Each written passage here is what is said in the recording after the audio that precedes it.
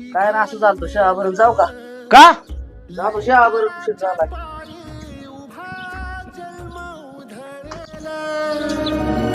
आधाराचा बळ जणू वाकल आभाळ याच्या आईला पाचोळा. आणली कशाला किती नाही आणली. का आणली ना?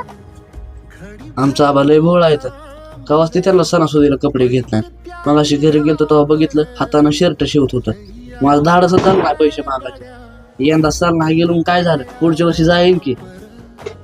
मग तू नाही ना? नाही अयो, सर उशीर झाला. गाया बाप